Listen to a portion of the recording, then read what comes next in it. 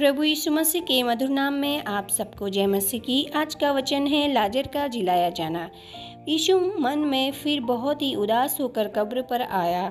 वह एक गुफा थी और एक पत्थर उस पर रखा हुआ था।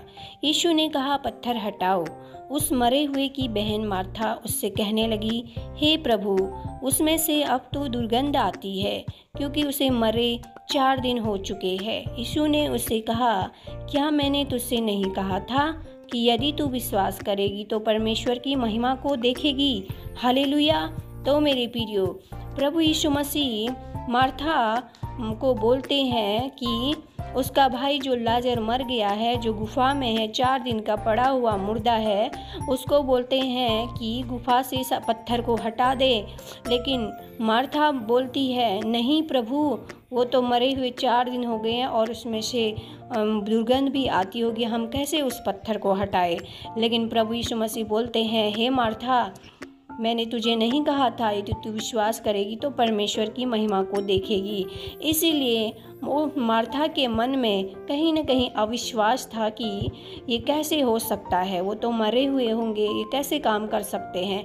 लेकिन प्रभु यीशु मसीह सच्चा खुदा परमेश्वर का पुत्र है और कुछ भी कर सकता है। इसीलिए आगे बढ़ते हैं। तब उन्होंने उस पत्थर को हटाया।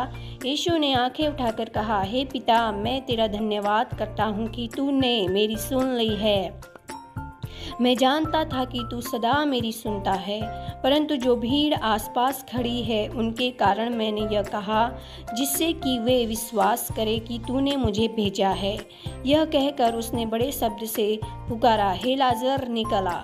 जो मर गया था वो कफन से हाथ पांव बंधे हुए निकल आया और उसका मुंह अंगोछे से लिपटा हुआ था। यीशु ने उससे कहा, उसे खोल दो और जाने दो। हालेलुया। तो मेरी प्रियो, जब मार्था उस पत्थर को हटाती है तो प्रभु यीशु मसीह मन में कहते हैं, परमेश्वर तूने मेरी सुन ली। और प्रभु जी जब लाजर को बोलते हैं, लाजर निकल आ, तो वो उठ खड़ा होता है और बाहर निकल आता है। और ये सब देखकर वहाँ के सारे लोग आश्चर्य करने लगते हैं और हैरान हो जाते हैं कि ये कैसे हुआ। लेकिन वहाँ के लोगों के मन में ये देख के बड़ा ही खुशी और आनंद आने लगा और मार्था बहुत ही खुश हुई।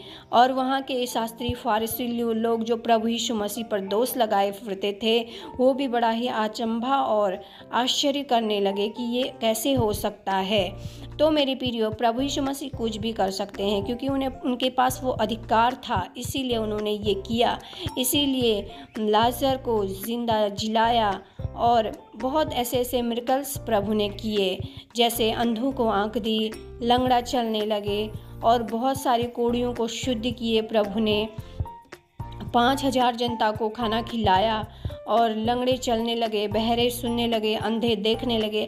ऐसे ऐसे मिरेकल्स परमेश्वर प्रभु यीशु मसीह ने बहुत किए हैं और आज भी करते हैं, क्योंकि जो आज प्रभु यीशु मसीह को अपना उद्धारदाता, मुक्तिदाता मानते हैं, उसके वचन पर चलते हैं, प्रभु के आज्ञा का पालन करते हैं, आज वो अधिकार, वो मिरेकल्स, वो मुर्दों को जिंदा करने का अधिकार हमको दिया है। प्रभु यीशु मसीह ने अपनी संतान को दिया है। इसलिए मेरे प्रियो, अगर आपको प्रभु यीशु मसीह पर विश्वास है तो आप खुद प्रार्थना करें, खुद ये करके देखें, प्रभु आपके साथ है, प्रभु का सामर्थ्य आपके साथ है। अगर आप परमेश्वर के वचन पर चलते हैं तो प्रभु ने आज वो अधिकार आपको दिया हुआ है।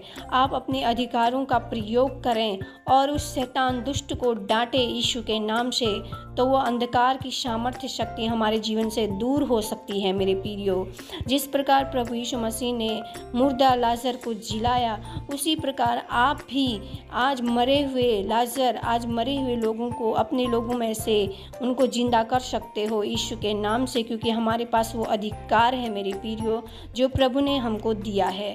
और प्रभु यीशु मसीह का सुसमाचार सुनाने का बहुत बड़ा जिम्मा हम मसीह लोगों को परमेश्वर ने दिया है। इसीलिए आप प्रभु यीशु मसीह का सुसमाचार जरूर सुनाएं।